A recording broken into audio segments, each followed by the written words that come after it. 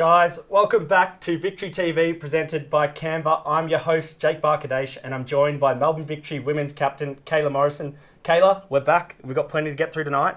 We do. We've also got a lot of games coming up that we're really excited about, and I can't wait to see what's in store for today. Well, it's a jam-packed show tonight as you look back at both our men's and women's result last night. We reminisce on our FFA Cup triumph, preview the Mariners and Perth this weekend with the great Marco Rojas and Catherine Zimmerman, and have a chat to Victory legend Fahed Ben K. Yes, the Tunisian Messi is joining us to talk to us about his career at the club, his next step helping our future stars in the Victory Academy. Kayla, this should be a blast. I can't wait. It was a bit of a mixed bag of results last night, so let's just get into it. It was, Kayla, so let's start off with the men's match as Paramount's Robbie Thompson takes you through the action. 0-0, 20 minutes in, there's the win probability as it stands. Western Sydney Wanderers leading the way at the moment. They are at home. They've won their last two as Ben Falami was looking to get that on contact. A little bit too much holding on. Now the corner is taken. Oh, and there's space in the area. Talk about the set-piece routine. Here's Traore. Petratus. Back with Kankar. That's a good ball. And the header! The goal that comes from an unlikely source. And perhaps that's just what this game needs to bring it to life. It doesn't. There's nothing in the bank. Crucial, it'll be 6 points from 12 at home. Is that? Now what's the referee make of this? Penalty! I was thinking it could go either way. It looked as though Bernie Abini had the leg raised, but he's been collected by Ivan Kaleva, who's claiming that he was the player fouled. Ivan Kaleva can't quite believe it. He hasn't got the ball. I'm with you, Robbie. At first glance, I thought the foul was going to go against Bernie Abini. Long story short, 10 minutes to go. Dimi Petratos, who scored from the penalty spot just 4 days ago, does so again.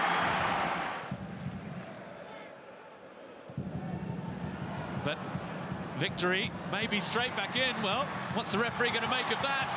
Oh, they've got in each other's way, but surely a penalty. No. Well, surely. I say surely, not Margouche. Looked to have taken out Economides. A disappointing result for the boys, Kayla, especially after the Cup this weekend. It was, Jake, but look, the record of Australia Cup winners in the league immediately after lifting the trophy has historically been poor, so no need for the boys to panic. Fortunately, that game will soon be forgotten with the Australia Cup final rematch against the Mariners coming up on Saturday. Well, we hope so, Kayla. On to last night's women's match, and it was a rollercoaster second half for Jeff and the girls as we conceded twice in the second half, only to come back in the final stages and pick up a 2-2 draw against the runaway league leaders at City Vista. Here's Paramount's Teo Palazziri with the highlights. At ground level and rule prevails, and now crossfield ball from Rachel Lowe. Abini is going to sweep onto the ball here. One-on-one against Polly Doran. We know Abini loves to cut right. This time she cuts left and scores! Princess Abini! The deadlock is broken in style. Super goal. Sydney FC get a deserved lead. Well, it's that moment of individual brilliance that Sydney FC have needed to open this one up. Of course, it would be remiss of me not to mention that it was Kyra Cooney cross direct from a corner in the grand final that decided it. How Victory would love to win a corner. Maybe that's one of the reasons why Sydney have been so determined not to concede a corner kick to them tonight. And they're deep in attack once again. Charlie Rule really knows how to pick her moments getting forward. Bends in across. What a goal! Remy Simpson buries the header. And it was an A+ assist from Charlie's Rule that put her on a silver platter. Sydney 2-0. Oh, well, that is some cross there by Charlie's Rule. We've seen on a number of occasions tonight she's got herself forward into really good positions. We know that Hindmarsh would be rocking if Adelaide found a way to get a home final. Nevin, ball in, and will it be turned in? At last, the streak is over. Leah Privatelli is there. There's hope for victory. And the record run for Sydney FC and Jada Wyman ends at the feet of the victory captain. Well, Leah Privatelli, what an impact she has made. This half-time substitute. Is this their moment to draw level at the end of the night? Here comes the corner then. High to the near post. Up goes Tobin. There looked to be a push. It falls in the area. Zimmerman! They've done it! Victory a level, and Catherine Zimmerman grabs a stoppage time equaliser. Oh, there it is from the Melbourne Victory. They have been pushing this second half and they've found an equaliser deep into extra time. It was a high ball on the Harvey Norman replay and absolute scenes in there, bodies flying everywhere, but it's Zimmerman with a beautiful strike that rockets into the back of the net for Melbourne Victory. Well, one of the players that was pivotal in last night's result was Catherine Zimmerman. Kath, welcome to Victory TV. Thanks for having me. Now, how is the body feeling? Obviously, it's been a bit of a congested period of games. Yeah, we've had a lot of games the past couple weeks, but feeling a little sore, but did some recovery today, so hopefully be good to go by the weekend, I think. It was an amazing atmosphere last night. I was in the crowd with the fans. The time was ticking down. It was 2-1. We had a corner kick. Walk us through the goal that tied the game. Yeah, I think on the corners, I think I said to some of the girls, like, just do grenade. Oh, shoot, am I allowed to say that? Is that bad? Is that giving away, like, our secret? No, I don't think so. Well, anyways, I was just like, yeah, do this play. Like, I think it was a matter of time before we got them on a corner, and yeah, the ball just kind of was bouncing around, and I just had a feeling it was going to bounce in front of me. So I just, wound up thinking, like, stay over the ball. If I can hit it straight and low and driven, it'll go in. So yeah, it was just pretty exciting, I think. Yeah. Awesome. Now, you've been a sensation this season, floating between the front three for the girls. You've been at the club for 2 years. Is there any moment for you that stands out as one that's most memorable? Yeah, I think last year winning the grand final with Kayla and all the girls, a lot of the returning players are here this season too. So yeah, that was probably my best memory of playing soccer, honestly. I think I asked you this last week as well, but has that made you girls more hungry as well to go again now that you've tasted success, and there's obviously a bit more of a target on the girls' back this season too? Yeah, definitely. I think that's been there from the start, that target on her back. And like I said, we had a lot of the girls return from last year to this season. And so, yeah, we're just hungry to hopefully win that again. It'd be pretty cool. Born and raised in America, obviously you went to uni there as well. What is the key differences that you feel when you're playing soccer in America and now that you're playing soccer in Australia? Yeah, like as far as the game goes, I think in the US it's a bit more just athletic based, like more running, more power, just the mindset of you're in the gym, you're getting strong, fast. Like I think here it's a little bit more like you're trying to play football. As far as like the structure of soccer and like the difference between here and the US, I think it's just the club system is different, and it kind of gives you the opportunity here to play all year round, which is just one of the reasons I've stayed here for so long. Yeah. I think it's you just have the opportunity to play all the time, and it's great. My fingers are crossed. I'm sure the fans and the girls' fingers are crossed. Is there any chance we will see you back next year? Yeah, I think there's a big chance. I I think there's a big chance of that, yeah. Well, Zim, thank you for joining us. Thank you for after having last me. night's big efforts, we appreciate you stopping by after the critical goal that you got for the girls. So thank you. Thanks for having me. Well, we'll look a little more into Zim's season so far as we head into the analysis bunker with Sistema and Kayla. Zim has had an impressive season so far, Kayla, hasn't she? She has. Zim has made a name for herself in the A-League Women's for her relentless workhorse performances up front. And we have a few clips here that show exactly what I'm talking about. First up, we see Zim coming from a deeper position after working her way from a defensive play. And it's a tidy piece of skill that sees her set up this awesome volley into the top corner. Once again, her ability to find her way between the center backs was key to her rewarding Chids' fantastic run, and it was a true striker's finish from her to complete the play. Here, you can see she knows where to expect the ball with Zim holding her run for Lynn, who hits it towards the penalty spot. And as you can see, it's another striker's finish from Zim to tuck that effort away. Again, it's another signature lung-busting run from Zim to get in front of the defender, knowing Kyra likes to give the first-time ball. Although she may have been frustrated with the first effort, she wasn't going to throw away the second chance.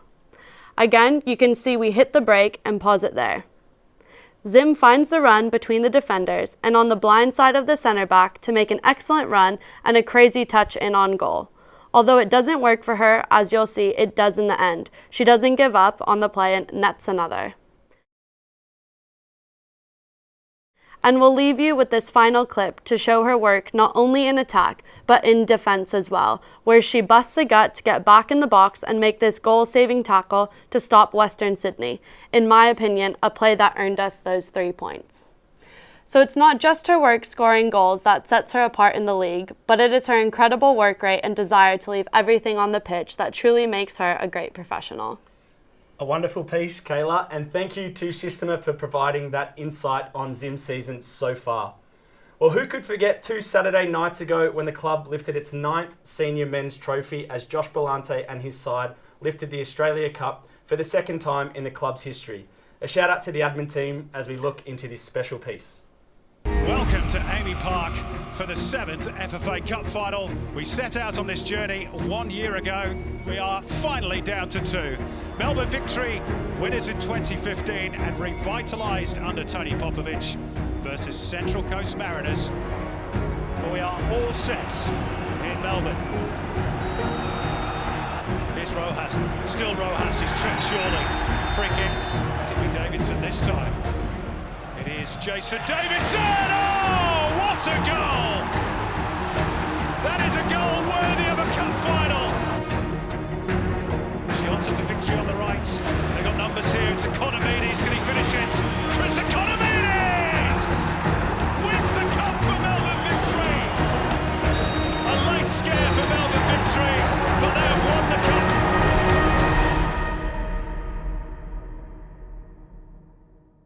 An incredible night for the club, and I'm sure it was great reward for all us fans who've done it tough in Melbourne over the past couple of seasons. It was an unbelievable night, Jake. The full North Terrace, 2 absolutely beautiful goals, and really a night that marked the end of the new beginning of the men's side with Papa at the helm.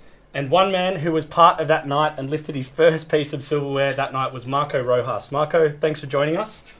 You've had an impressive career so far, playing in a wide range of countries. How's it been coming back to Melbourne since then?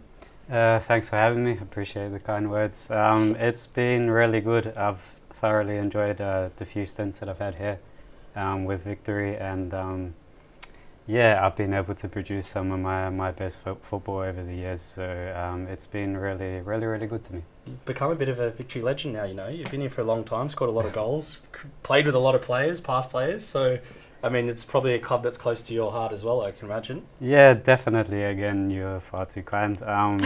Yeah, it's very much is. It's obviously from the beginning when I was young, and what that kind of the platform that set for the experience overseas, and then coming back to revive the career and the same thing, and then coming back here to enjoy it once more. It's been really good to me, and I'm really fortunate. Marco, I've had a big injury. I know you've kind of been through the same thing, so I'm going to take this time to ask for some advice on the return to injury. Do you have any tips for me? Yeah, I'm not sure. It's a bit of a slog. Mine was, well, I think a few of them can be very up and down, like quite a few setbacks in between. It was quite difficult at times. It was important just to take it day by day, do what I could in each day to the highest extent that I could, and just work through whatever was given to me on the program. The moment I started looking at the bright lights and when the finish was going to be, that was the moment a few smaller setbacks came, and it went a little bit longer. So just focusing on day to day was quite important, or something I learned to do over the experience, and I think quite important. Yeah. Now for you and obviously the team, we've had quite a ride the last few weeks, winning some silverware, and then on the back of that, some disappointing results in the league. I guess, how's the mentality been in the change room, and I guess what's the focus now for Popper and the rest of the boys?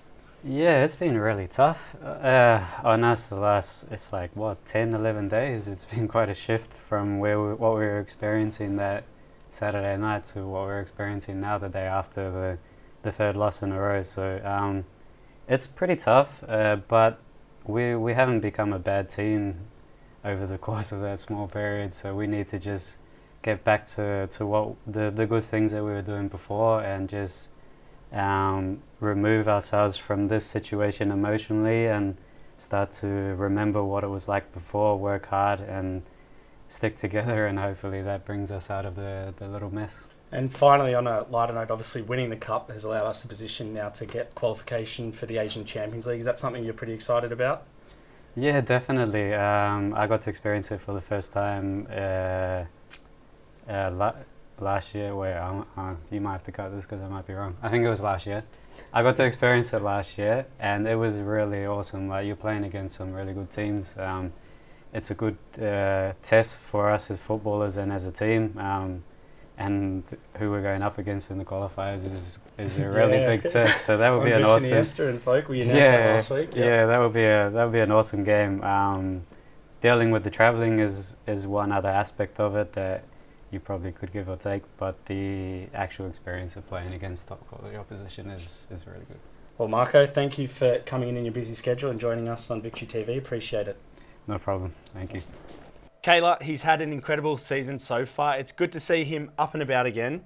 It is. We all know his last season was hampered by injury, and to see him back to his old ways is something not only exciting for the team, but for the Victory fans who have followed his journey along the way. Now, it's an exciting time for the club on and off the park this season, and one of those exciting opportunities off it is thanks to our friends at Canva, where we are giving the fans the chance to design the away jersey for next season. Yes, you heard that correct. Now, I know I've had a bit of fun with this over the week. Kayla, have you checked it out?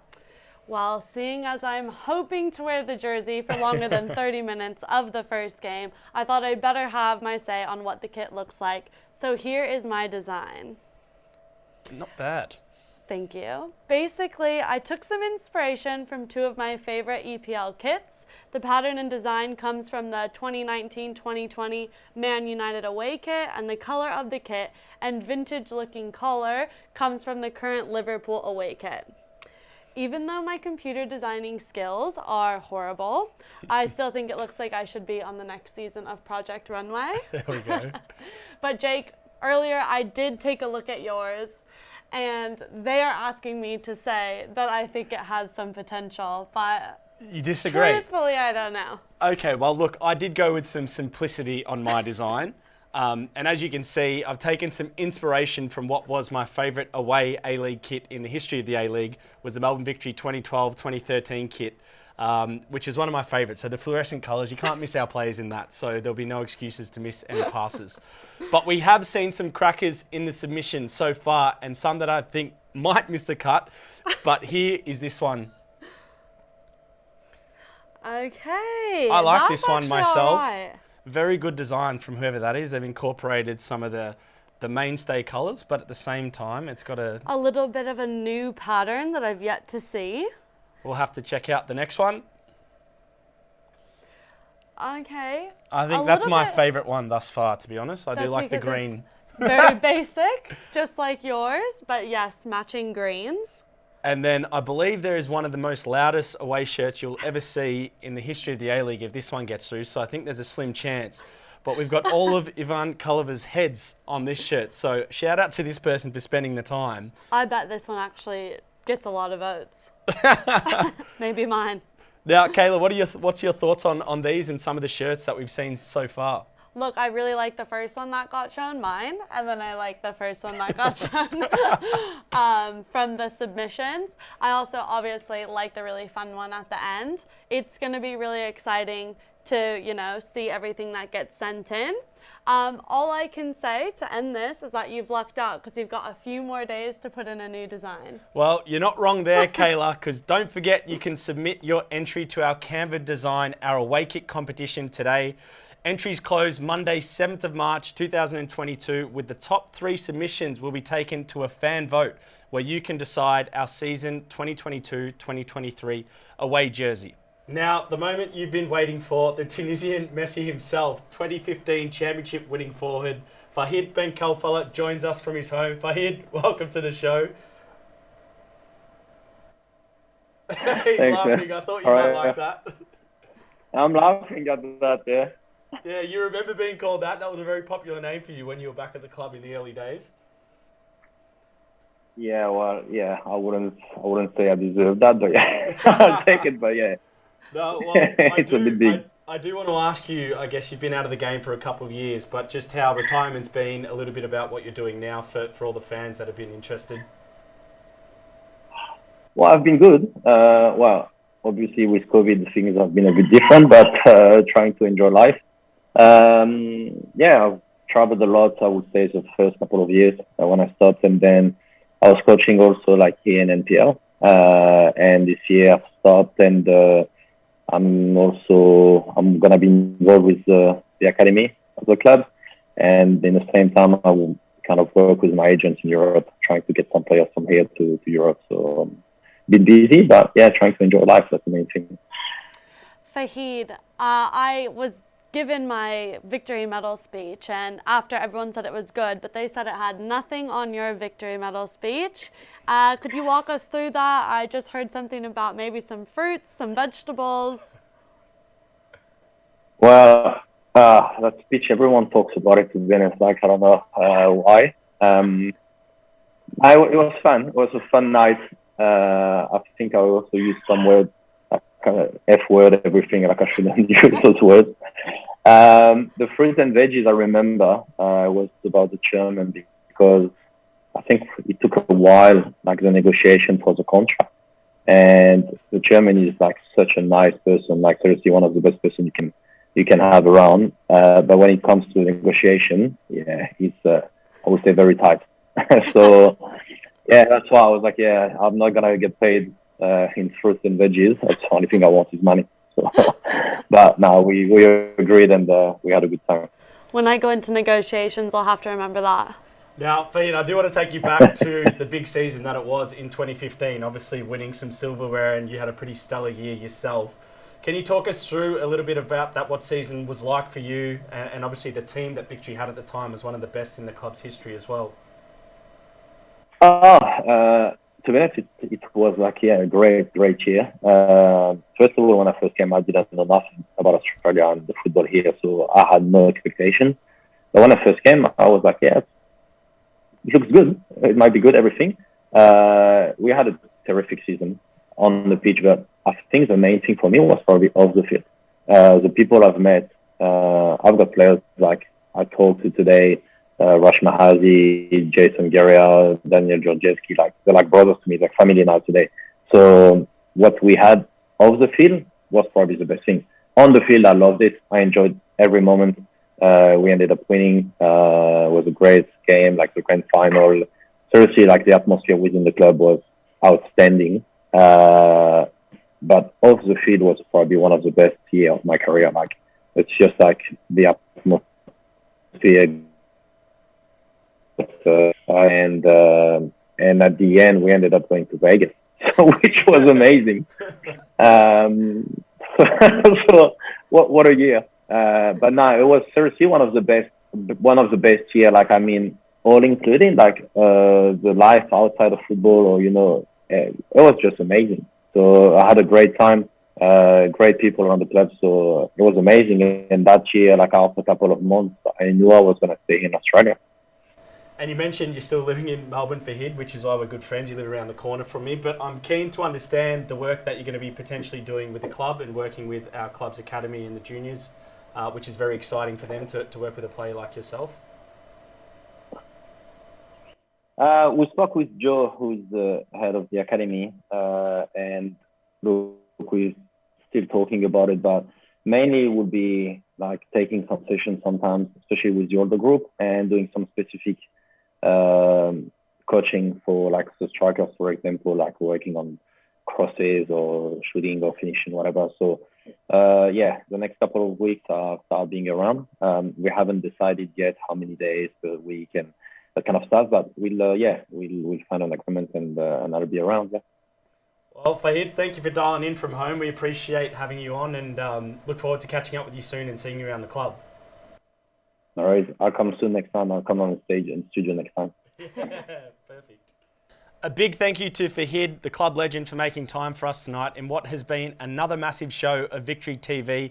Kayla, looking forward to another big week at Melbourne Victory. I am, Jake. Another 6 points on the line this weekend. For the boys, the opportunity to bounce back against the Mariners, and for the girls, the opportunity to get closer to a finals berth is on the line against Perth. But before we go tonight, I want to take a quick second to show everyone the socks we will be wearing against Adelaide United on February 26th in the first A-League Pride game. I know the club has been working with Pride Cup for quite a while now, and being part of the first one is super exciting for the entire club. So we're looking forward to working in partnership with Pride Cup and Adelaide United for what should be an awesome game. Amazing, Kayla. It should be great. Absolutely looking forward to it. Can we have a look at the socks? Look at them. They're going to be awesome. Looking forward to seeing that in the game. Well, don't forget the girls take on Perth first up at 5:05 p.m, while the boys take on the Mariners at 7:45 p.m.